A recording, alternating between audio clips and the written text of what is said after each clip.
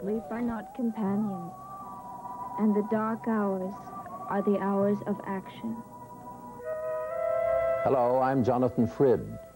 Welcome to the world of dark shadows, and welcome to a very special program which celebrates the enduring fascination of this dark Gothic tale from daytime television in the late 1960s, and which proudly celebrates its return to the metropolitan area next week on WNYC TV. As the actor who got bitten straight off, as it were, by the show's villain-turned-hero vampire Barnabas Collins, I played the role and am still reeling after 20 years. I gladly embrace, therefore, this occasion to recall those halcyon days from my present perspective, engaged as I am in theatrical endeavors that in some ways had their genesis in that very important role. Yes, I remember how it all began for me as I joined that family of actors with almost a year of the story behind them, acting out those strange, alluring tales of the undead, of ghosts, and of moonstruck mortals with their tortured pasts, their unbridled passions, and terrible secrets. Remember the sea cliffs enveloped in heavy mists, the crashing waves below, and oh yes, those endless storms. And dominating all, the great French chateau-style mansion of the modern-day Collins family. But for me, there is a very special memory. How Barnabas, with his seductive charms, was able to elicit an invitation from Elizabeth Collins Stoddard to take over what was affectionately known as the Old House. It is here, of course, where Barnabas finds solace in his own private grief and indulges the most terrible secret of all. For it was here where he had been born, and here where he had grown up almost 200 years ago.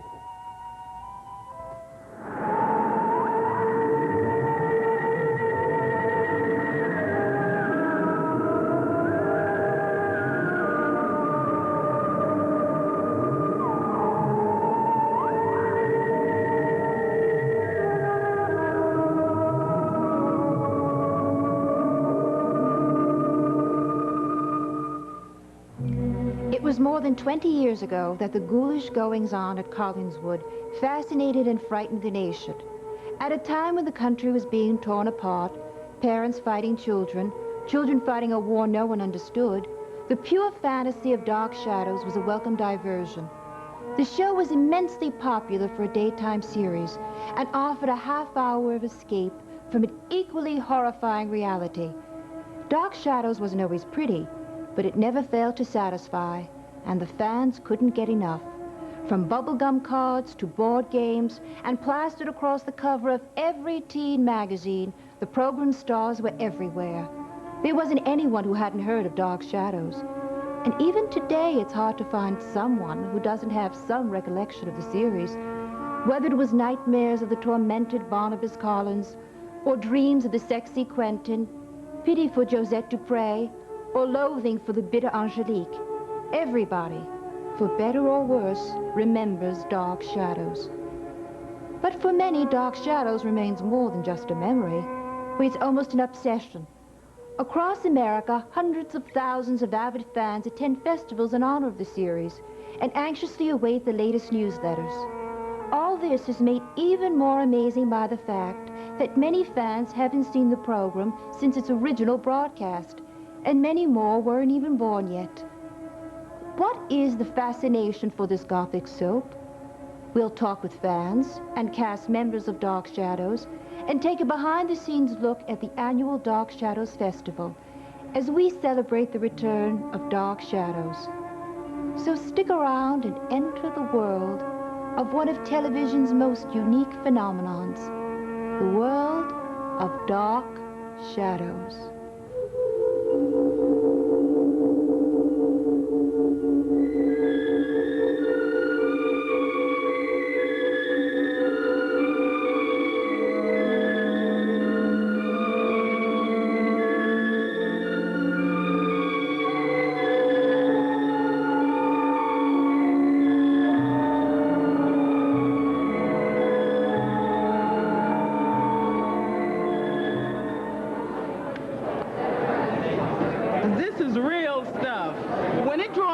many people, you know, there's nothing negative about this. This is real stuff. Yep. I'm talking about real, nothing fictional, nothing fake. Your favorite part? Oh, yeah. All the bites. Yeah. Barnabas was the show. And Angelique, too. She was great. Yeah, we'll give it to a friend. I like the two of them together. This way. Well, I've been attending these things for like a good few years now, and the first time, my heart was like boom, boom. You know, but it's still special each time you meet these people. There's just something about them, you know, that just doesn't wear off. It's really nice also to see a lot of youngsters come in, younger people who didn't see it first time around. They just get hooked, just like I did, 11 years old, you know. When I was 13 years old, I watched Dark Shadows.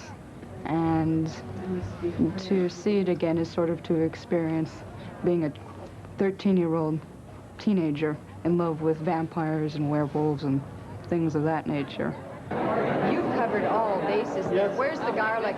Well, werewolves and vampires, I shall be safe from the most. I don't know why anybody never thought of that. I mean, they could be fully prepared at college. It's true, I was, until they said I couldn't go on the air with it on. It seems to have transcended time 20 years later, and people still remember it very fondly. And that's really, I think, the key to the whole thing is that. Do you feel It's like a fairy tale. It doesn't really happen, you know. You have to use your imagination. Jim Pearson is one of the driving forces behind the current Dark Shadows festivals. And he has his own ideas about what makes the show so enduring. I think the fans of Dark Shadows attend the festivals because we provide them with an environment for them to share their enthusiasm with other fans.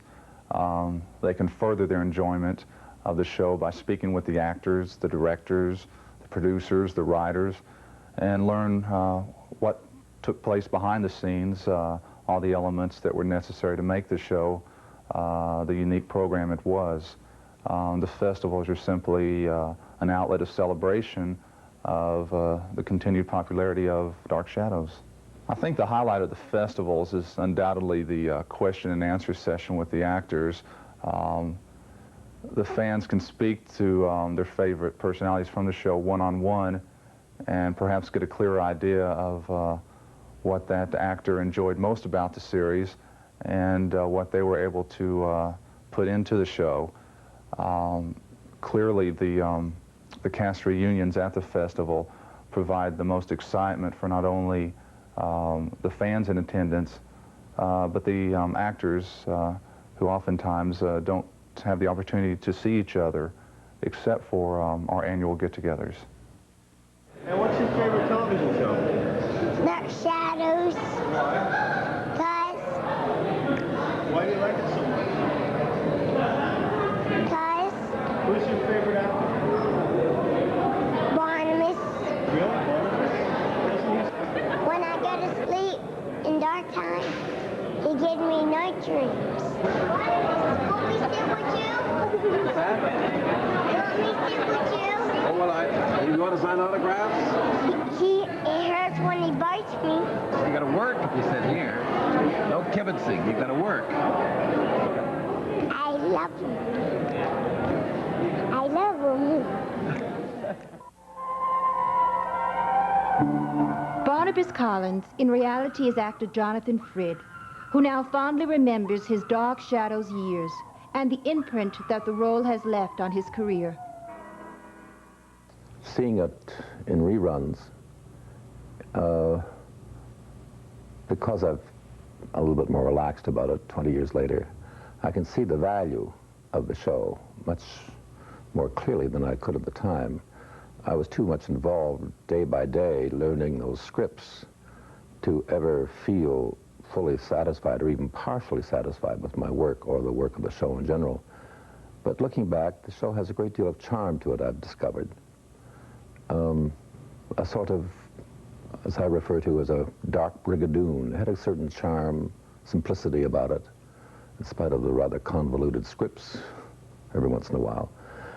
But I look back and see the value of Barnabas. He was a very interesting character, a bit multifaceted. And I look back quite warmly and quite happier about it than I was at the time.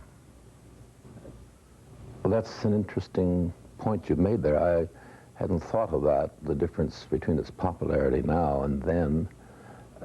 It's sort of become a part of American folklore almost now, or certainly a cult thing.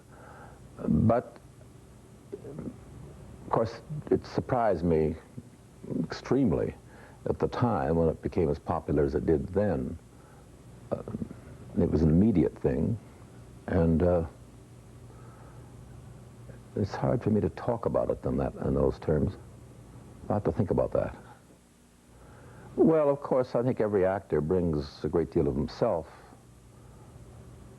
to whatever role he does. Sometimes the critics say, well, you see that same thing in every role he does. Well, of course, it's the same actor, it's the same body, same voice. Sometimes critics are a little unfair that way. But I did bring a great deal of myself to it, I suppose. On the other hand, well, let me qualify the similarity between Jonathan Frid and Barnabas while I'm at it. Certainly, I was very nervous doing this show. It was the first time that I had done a really important role in a daytime serial, which meant new scripts every day, pretty well. And it was very difficult for me. I frankly admit to being a slow study, and which means, of course, that it's much more difficult for me to learn these scripts every day. So I was very, very nervous. And with this new company, I mean, it had been established for a year before me, and I came on to meet all these impressive television actors, and I knew I had an important obligation to the show, even then. And so I felt nervous, but then one day, well, this came to me rather gradually. I didn't really see it all at once, but Barnabas himself is a very nervous person coming into this environment. He was born 200 years before. Now, if you accept this way-out premise of the character, that he came out of a coffin and has to hide his identity for obvious reasons. I mean, when you think about it, if such a thing could happen, think of the terrible anguish, the terrible agony for this man who has to present himself in a new century. I mean, it's a vampire. He's never been one. I mean, he was, I guess, just before he was put away, but it's a terrible thing for a person in a predicament like that. So he has a lot to be nervous and unsteady about. Of course, as he develops his lie and he becomes comfortable with the family and establishes himself in this new environment 175 or 200 years later, so Jonathan Frid began to adapt himself to the conditions of television and the importance that he had, and kind of lying too. I mean, hiding my nervousness by a certain suave style. I like to think of my career at this particular moment, well, like life itself, with a past, a present, and a future.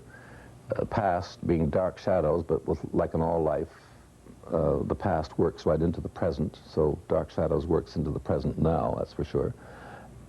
But meanwhile, the present is taken up with Arsenic and Old Lace, this production, Broadway production, which I joined last January, along with Marion Ross and Gary Sandy and Larry Storch. We joined Gene Stapleton, who has been with the company from the very beginning. And we've been touring across the country, and we're taking a summer hiatus from it, but we begin again in the 1st of September. We go to Detroit for 4 weeks, Chicago for 4 weeks at the Schubert Theater there, and then Baltimore for another 4 weeks at the Mechanic Theater. That's sort of my present. And also, it's from the past to the present and very much into the future is my one-man show, which had sort of planned to shelve for the last year because of Arsenic and Old Lace. We were just getting started with it nicely when along came Arsenic and Old Lace, and which has delighted me because it's given us more time to book the show for the following season. That's the 87, 88, or 88 now and 89 coming up. And also, it's provided lots of money to capitalize this new company that Mary O'Leary, who's my co-producer in this venture, and she is the general manager of the company. I'm the artist, I guess, at this point. And so it's given her more time to set up the following year, and we have money to do it with. So it was working out very nicely. But however, ironically enough, at the suggestion of my agent, he said, well, while you're on the road with Arsenic and Old Lace, why stop doing Fools and Fiends? Try to get some engagements while you're on the road on your night off, which was usually a Monday. So I had been doing just that. I've been moonlighting with it, and as it were, and have kept it alive by doing that. Well, why I would like to do a one-man show? Because I get to play all the parts, and that's one reason. Also, and of course it's easier to manage. I mean, you don't have to wait for someone to hire you. I'm tired of being like a construction laborer who just has to wait for the next job. He's never in control of his life. Actors are the same way. I want to be in control of my life. And after all these years, I found out the way to do it, and that's just work on your own project and sell it. Get out there and sell it. But first of all, you have to have it very, very carefully worked out, and you have to be totally confident with it. So this is where I'm at the moment. But to get to what it's about and why I'm doing it, it's reading some of your favorite stories, my favorite stories. It all began with these Dark Shadows festivals, actually, and I wanted to do something more at these festivals than simply answer questions about Dark Shadows. I wanted to show my fans that I'm more than just Barnabas Collins. I am an actor who can play other things. So I started doing readings, and of course they loved it. And I'll always be indebted to the fans because they're very loyal, and they're excited by the fact that I'm stretching myself. They weren't disappointed. This was the interesting part. I thought maybe they might be a little, well, you're not being Barnabas anymore, but they're not. They're more intelligent than that. They love to see me do these other things. And they've been very supportive through these last 3 or 4 years when I've been doing this. So here I am. I've put this show together. I've changed it several times. It's really just a collection of stories. They do suggest, to some extent, where I've come from. I mean, Fools and Fiends, right there. And the first part of that, I have the program here, and I can never remember what I'm doing without looking at the program. But I have things like, the first thing I do is a story by a British writer called The Ghost. Sprinkled throughout the whole program, of course, is some poetry and my own commentaries, and they're in a lighter vein. Some of them are very funny. I do some Ogden Nash verses, and also I do some verses by Eve Miriam, who wrote this collection of poems called Inner City Mother Goose, where she takes the nursery rhymes of our youth, our childhood, to describe life in the inner cities today, in the slums. And they have sharp wit to them, and they're, again, they suggest the world of fools and fiends, naturally. And but they're funny, and they have a little sense of shock to them.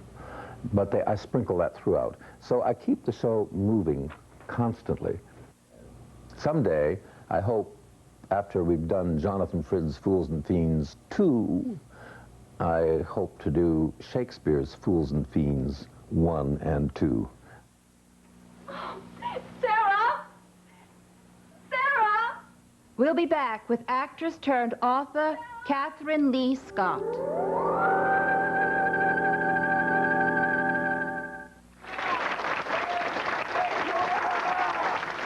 One highlight of the Dark Shadows Festival is the costume contest, where the faithful get to resurrect their favorite characters. This is Barnabas Collins, 1796. Forbes, you look surprised to see me. Why? Because you thought I'd gone to England? That's not what you told my mother. You told her that I was alive and hidden in the tower. She found me there. And so you told my mother. Do you know what happened to her? She's dead. Dead. She committed suicide because she found out about me. And she found out about me because of you. Didn't you? A Collinsport strangler. Is that what you think? Go ahead. Shoot me. Go on. Shoot. Shoot. Shoot!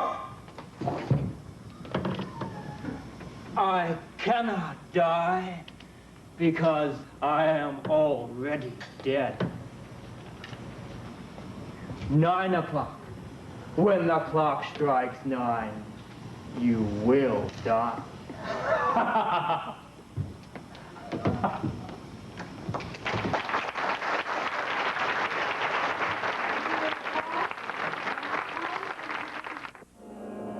We caught up with the real Josette, actress Catherine Lee Scott, who recently began a new career as a publisher, and whose first effort was her own book, My Scrapbook Memories of Dark Shadows, which was a bestseller among fans. Oh, I like both, and I've always done both. I started out as a writer, and then I got sidetracked into acting for a very long time. But I do both, and I find that they work well together. I'm an early riser, so I do my writing early in the morning, and there's plenty of time to act. When I wrote my book, My Scrapbook Memories of Dark Shadows, I did an episode of Cagney and Lacey, the A-Team. I did a film with Charlie Bronson. I took my writing wherever I went. There's a lot of time when actors sit around on a set waiting to work, and I just brought my pencil and paper along with me. Well, I'd been working in London. I'd done 2 films in London, so I'd been away for a while. And I came back in the autumn, and I discovered that Joel Crothers had died, and then Grayson Hall died as well, and they were 2 very close friends. And their deaths were so sudden, and it brought back a lot of memories. And I think that was the catalyst for making me want to do a book. And it coincided with a visit from my parents, and my mother reminded me that when I left the show, I moved to Paris, and I left a trunk in the attic of their house in Minneapolis, and that trunk was still there.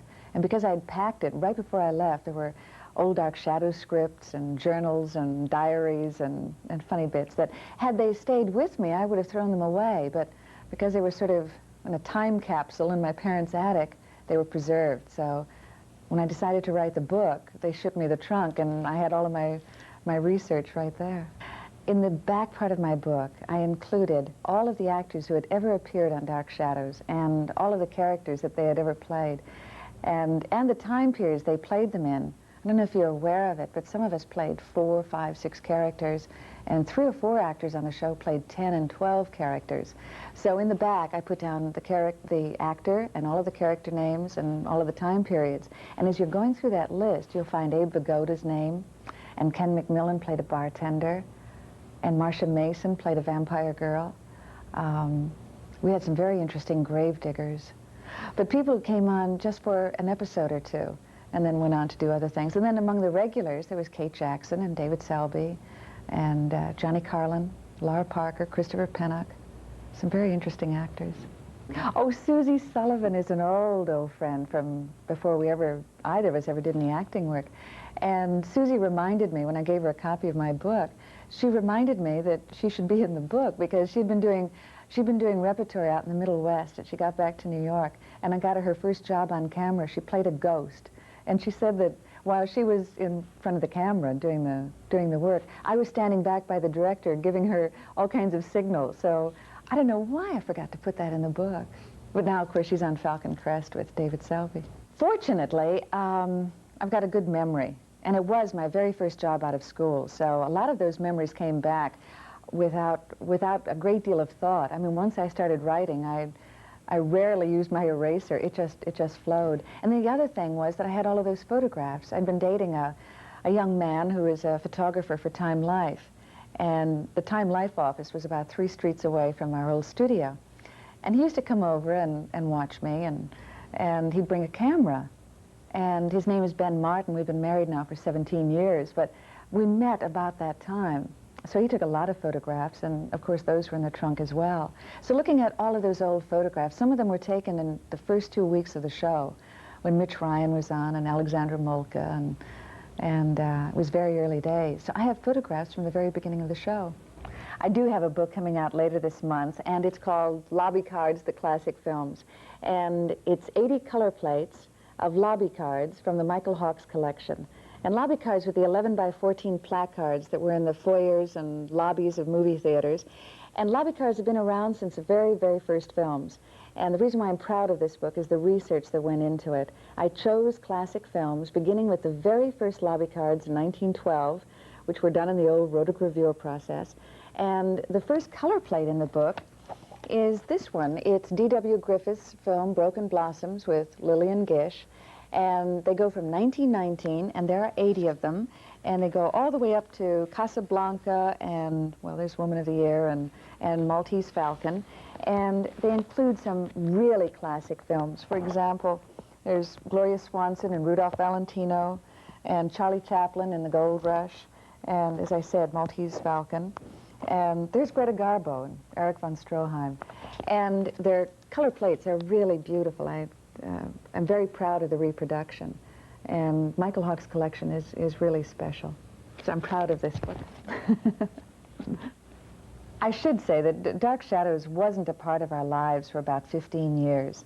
And now all of a sudden, with all of this interest in Dark Shadows, suddenly it is a part of our lives again. And I get a kick out of watching a few episodes and thinking back to those days 20 years ago.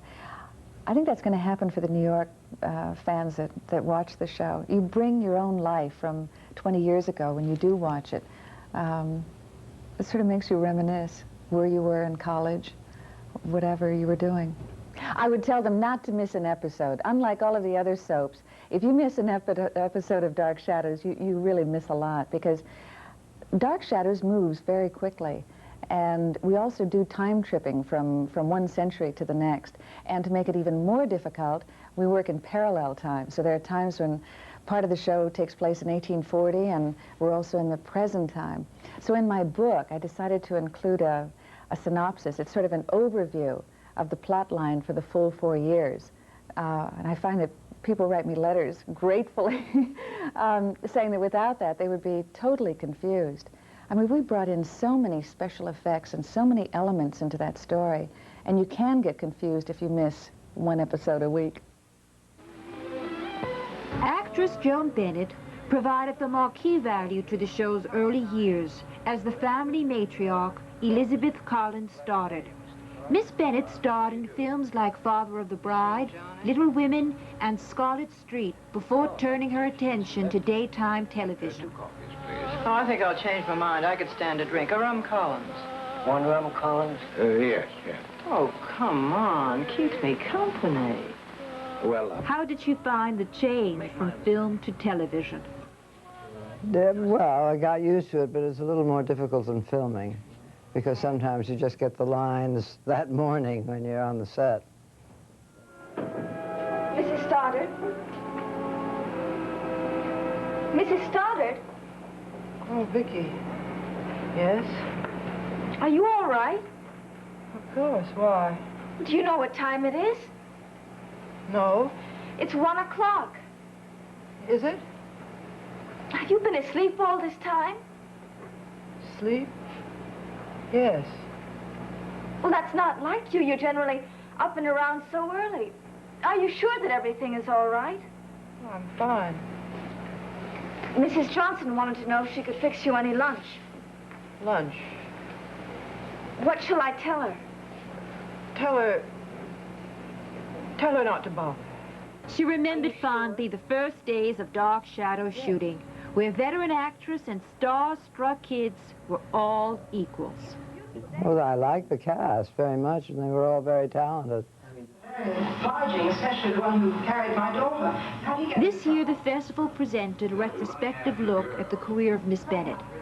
How does the woman who worked with Spencer Tracy, Humphrey Bogart, and Edward G. Robinson feel about the current trend of colorizing the Hollywood classics?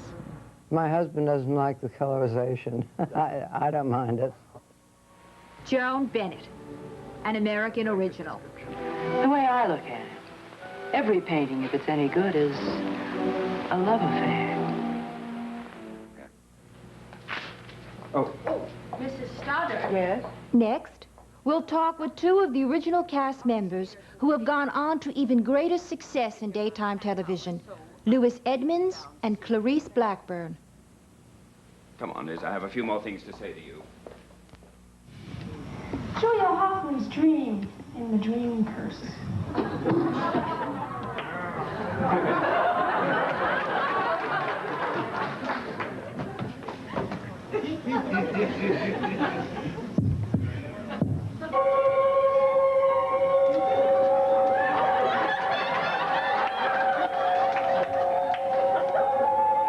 Who is it? Who are you?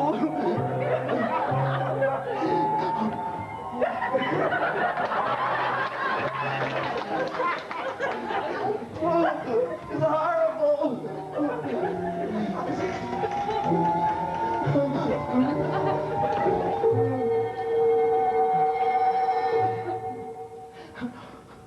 Oh, Barnabas, now.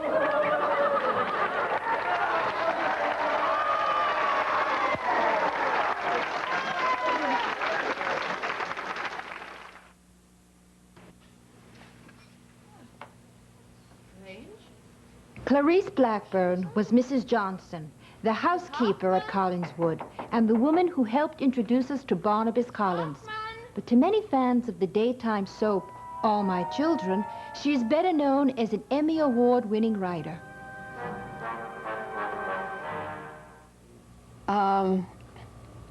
It was very special, of course, even to audition for it. You know, I heard they wanted a housekeeper that they wanted the Mrs. Danvers, you know, from Rebecca, that kind of lady. So I ran out and got myself a black wig with the, you know, to look like the Judith Anderson role. And I auditioned and I got the part and I was thrilled, and they said, stay with that wig. They wanted that look.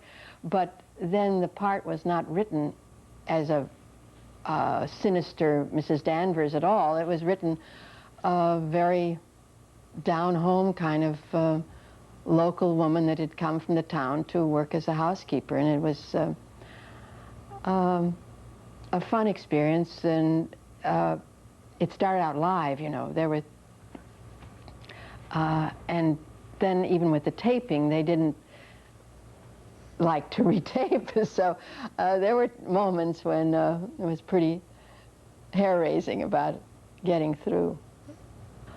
Well, I had always had a thing for writing. I mean, when I was in acting class with Uta Hagen, and she'd say, because I'd write scenes for the class, and she'd say, why don't you write a play? And I always said I didn't have enough to say. You know, I censored myself. I wasn't Chekhov. And so I would write scenes occasionally, but I never did it professionally. However, in the 70s, I was acting at the time, and there was an opportunity to write for a soap. I knew somebody, and I did a sample script, and it wasn't, it didn't have to be, as I said, for the theater. It was, had to be Chekhov. I felt less censoring about it, and so I, since I'd been acting in soaps, I took a flyer with it, and I started writing for Love of Life. It was a half-hour show. And I was very happy with it because it was steady, and acting is not. But then I was writing Love of Life, and I got called to do an acting job on As the World Turns. And I said, oh, I can't, I'm busy writing. But the agent said, oh, they want you, it's only 5 weeks. And so I did the acting and the writing at the same time. And the acting job, they liked me so much they kept me on, and the writing job went off. So I was constantly juggling the two. And then when I got the one on All My Children, it was too heavy. I couldn't act because I was writing 5 one-hour shows every 4 weeks. There's just no time for acting.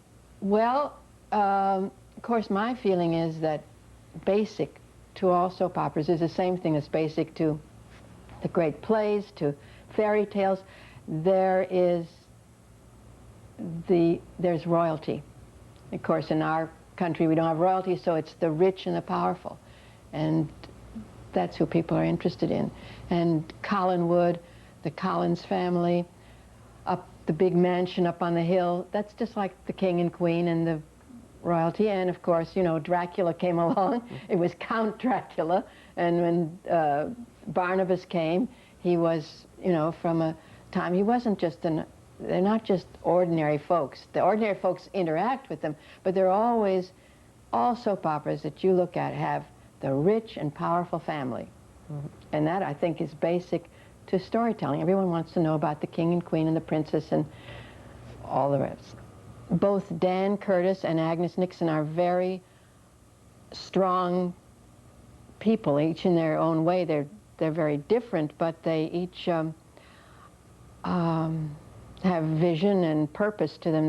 They didn't just fall into whatever. They have very strong focus as people.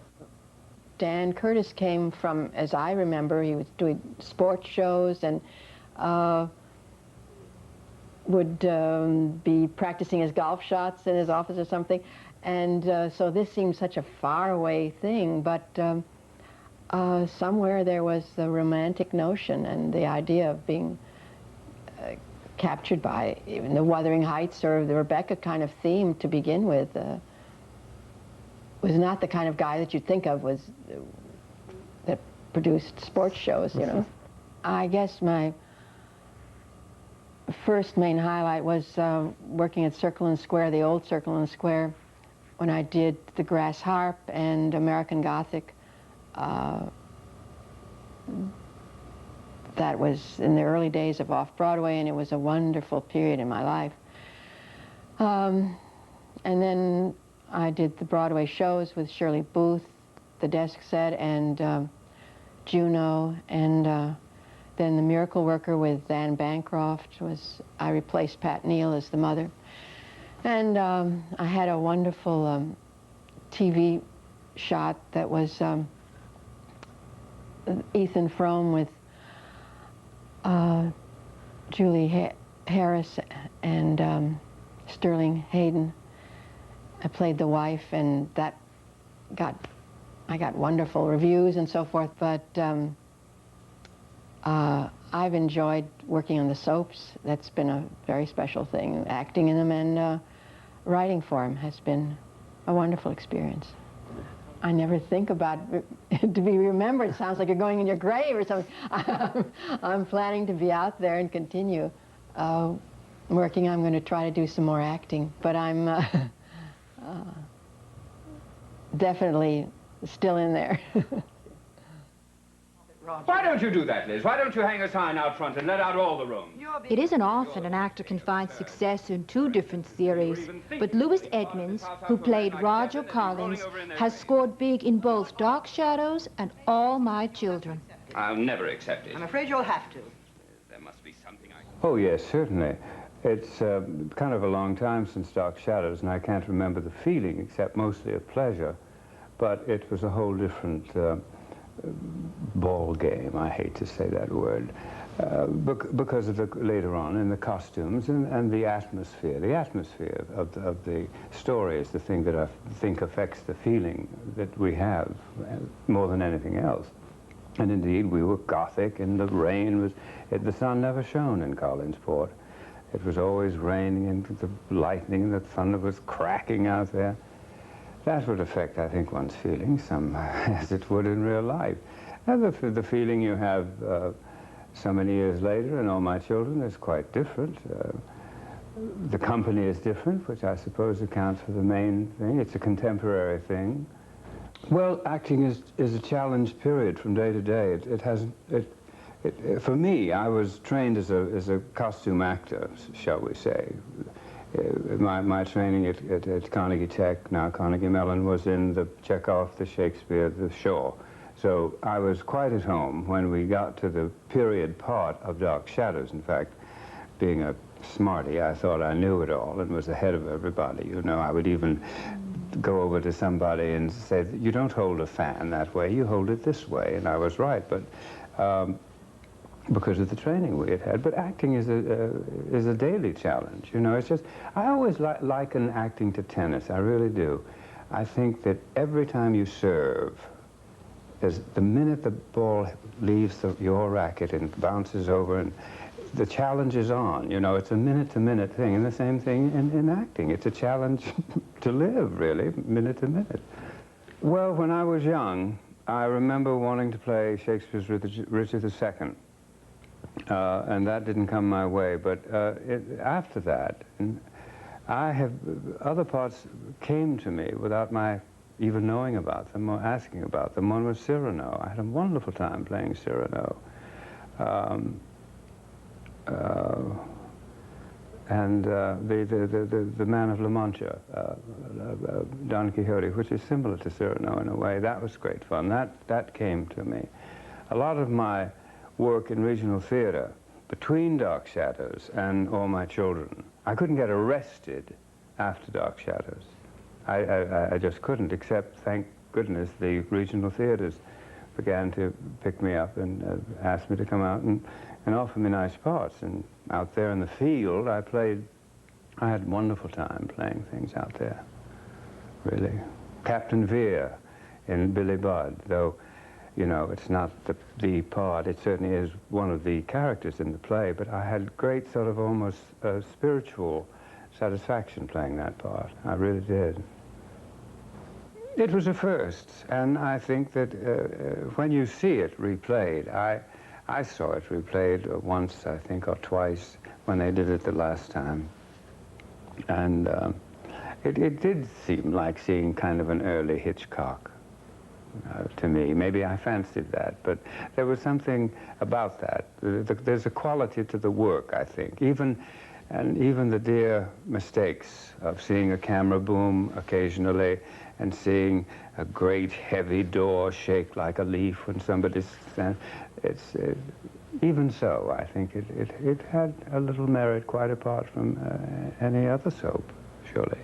And I think it's natural that, and the hard work of the organization of the young people who have kept it alive through these annual reunions and conventions and whatnot. I think they've done a wonderful job, and I think that too is partly responsible for the interest taken in it. Well, the relationship of the actors to the technicians in Dark Shadows drastically changed when we got into the supernatural and went back into the various periods. The technical people had a field day. It was like making an MGM movie every day, and the only drawback about that was that very often we actors felt that we were being slighted with rehearsal time because we were just huddled in the corner where we should have been running our lines. I don't know if we did or not, but the technical aspect got first priority. The chroma key. It would take forever to set up the chroma key, because that was very important in those days, where with the aid of the chroma key you would see somebody's head being slowly removed or whatever. But I will say this. Katie Scott told me about this the other day. She put out this book, you know, and very sweetly, and it pictures of us and stories of us, and I've looked at the pictures, but I haven't read the book. As a matter of fact, I loaned the book to one of the cameramen from Dark Shadows, who is now with us in All My Children, and he hasn't given it back to me. But at any rate, I remember that in those days it was expensive to stop the camera and start it up again, and I thought I was through. And I went upstairs to the dressing room and started taking off everything. And Bob Costello, the producer, came screaming up the stairs, "You're back on, you're back on." I said, "Oh my God." So it was too late to redress, which is better than the story I remember. I remember pulling up my breeches and running down those little narrow stairs saying, "Hold the tape, hold the tape." But what they did was, I don't think they stopped the tape, thereby saving $500 or something, and they got me in to the mantelpiece, and they just shot like this, you know, and I was probably naked as the day I was born below, And I was shaking so from the nerves of it, you see, that I was holding this glass of wine, which Katie said was spilling all over the place. Now that's funny. I'm not sure I understand.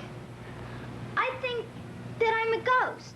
Up next, we'll talk with the youngest of the Collins women, Carolyn and Sarah, otherwise known as Nancy Barrett and Sharon Smith. You're not afraid of me, are you? This is Eileen Lynch Brewer, and Angelique Dubois, former domestic servant, victim of unrequited love, and full-time witch. She's come here just to tell you about herself in her own peculiar style.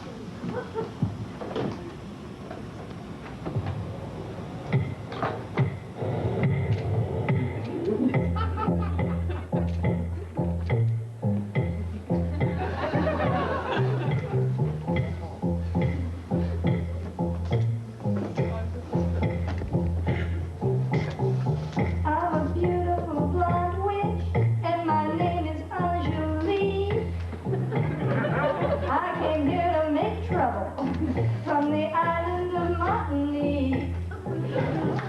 I love Barnabas Collins, so I went and ruined his life and turned his sweet fiancée to his uncle's wife. 'Cause I'm a woman, W-O-M-A-N, and I'll say it again.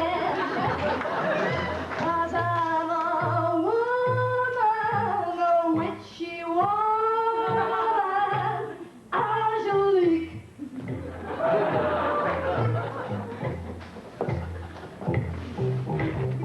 I can lay a curse on you, really mess with your head, and never, never let you forget you're undead. 'Cause I'm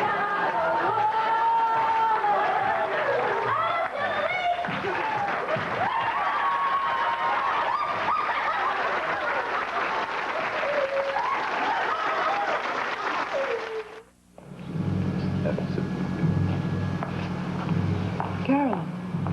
Hello, Mother.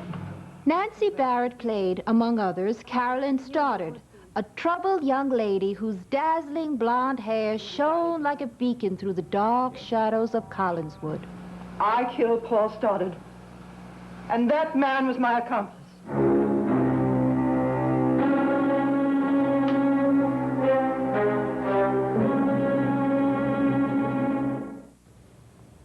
It was an education for me. I had never done television to that extent before, every single day, or 4 or 5 times a week. And I wasn't that comfortable working before the camera. I learned that the camera is my friend, that the people who work in television are my friends, and I really learned a great deal. Also, it gave me an opportunity to do lots of different kinds of characters. I've always been a character actress, and by the time Dark Shadows went off the air after 5 years, I had played at least 8 totally different, distinct characters, most of whom were quite mad or in dire straits, usually crazy. In other words, I have not spoken with people who I felt watched the show with a relatively cynical point of view. People seem to want to be taken along, to be taken into the adventures of this family. And of course, the period characters, you know, the period stuff we did, 1795 and then the 19th century, whatever that was very interesting because we would play. I know that more than once I played at least 2 characters within one segment. Now this is 2 characters within a 22-minute episode. So that was rather spectacular. Carolyn was a very 1960s character. The first show I did for Dark Shadows was, in fact, the second show of the series. And the first time we see Carolyn, this was when we were in black and white, I was dancing wildly. I had long blonde hair. I was flinging myself about, very, again, very, very unrestrained, you know, the way teenagers wanted to behave. I was 17 or 18 years old. Carolyn was 17 or 18 years old. Very rich, very spoiled. Totally despicable, really. Carolyn always had a slant on the goings-on in Collinsport that the rest of the characters didn't have. I think all of my characters were at least somewhat quirky. Possibly because that's the way I am. I tend to be very private, and it came as a shock to me when I realized, for instance, that I was recognized on the crosstown bus, on the street, in restaurants. I was not accustomed to that, and I never really became accustomed to it. I was not too comfortable with it. I still feel that the Dark Shadows family, it really was a family, was a close one,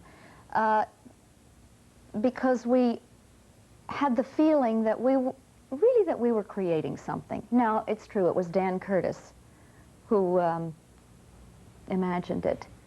If you were in the middle of the Atlantic Ocean in a leaky rowboat with one oar, Dan Curtis is the person you would want with you. He has ways of getting things done and getting them done effectively.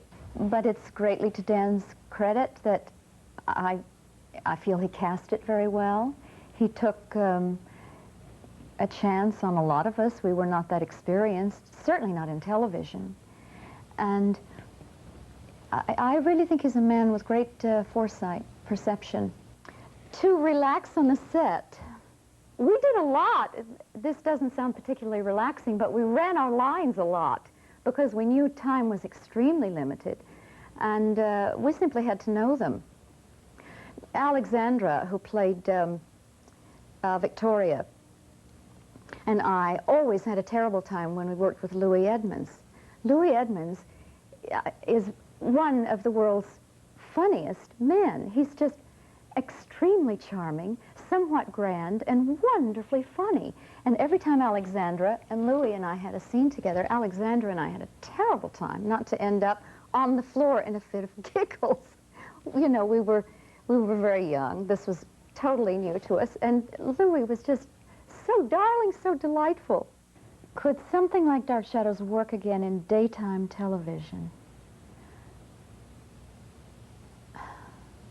Yes. Why not? I thank the fans for watching. I thank them for watching originally and for supporting the series. And I thank them for having supported it sufficiently through the years to warrant WNYC's rebroadcasting it. I think it's wonderful. I'm very pleased. I hope they all watch it and enjoy it as much as they did the first go-round, and remember it as fondly as I think they do. I hope it lives up to expectations.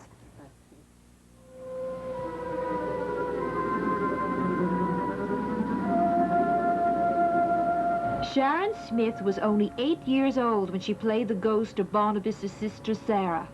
And today, she is none the worse for this ghoulish experience. People aren't supposed to go to sleep in chairs. Sarah! Was there any time did you realize just how frightening the goings-on were as a small child? Any effect on you at all? No, actually, I didn't. It was more play on my side of it. Later on, when I watched the show, I could see where it could be, but it wasn't for me at all. No bad dreams or nightmares? Never, never. It was fun. It was more like playing. We heard that you and David Hennessy used to play around on the set together. He used to play. I used to be scared of him, not of the set. What would he do? I remember one time in particular where he did actually, we were playing hide and seek, and I thought I was being ingenious, of course no one else will think so, by hiding in the coffin. And he knew I was in there, however, and he sat on top of it, and I missed a cue because of it. I couldn't get out, no one knew where I was, and he wasn't telling. So it was one time I was scared. Definitely, Well, how would you occupy your time on the set? Going over lines a lot, because my memory wasn't all that good, so I would have to Paul parrot. My mother would go over the lines, or sometimes Jonathan would go over the lines with me, and I would remember them that way, much better than reading them and remembering them. Do you have any impressions of what the actors' impressions of working with you as a child were? I don't feel like anyone ever felt that I upstaged them, which I think is a problem sometimes with child actresses and actors. I loved working with Jonathan, and especially off-screen, because I admired him, is what it was. I respected him as an actor, and I was impressed with working with him and people like Joan Bennett, who my mother constantly told me what a star she was, and I mean, not having ever seen her myself, but I respected her greatly for that too. And John Carlin, I talked to him at great length sometimes off stage. He used to ask me questions like this on an interview type way. He would say to me, I remember one time particularly, he asked me if I felt starstruck. I was 8 years old. I didn't know what he meant. I couldn't even answer him. I didn't know. People like Catherine Lee Scott, I always thought she was beautiful, and Laura Parker.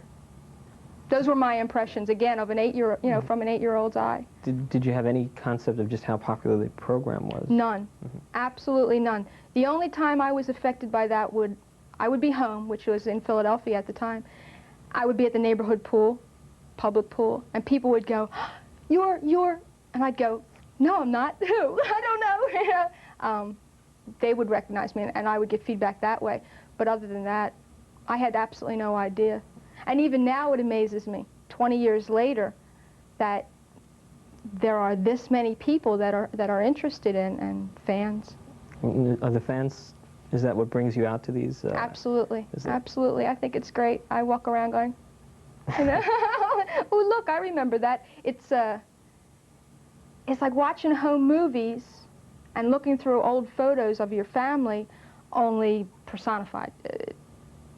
It jogs my memory, things that I never even thought of. It happened this morning. I was going through one of the memorabilia rooms, and I saw a picture of a rehearsal set, sitting around a table going through the script early in the morning, coffee and Danish. I hadn't thought about that in a long time, you know, and it was like, oh, I remember that room. I remember those mirrors, you know. I like that. I think it's neat that it jogs that. I don't know if the show's on where you are now. Right now, I don't believe so. If it was, would you watch it? Sure, it's like watching home movies. It's not painful at all to... Not at all. Okay. How could it be painful? I look and I think, oh, isn't she cute? You know, it's like watching someone else. It really is.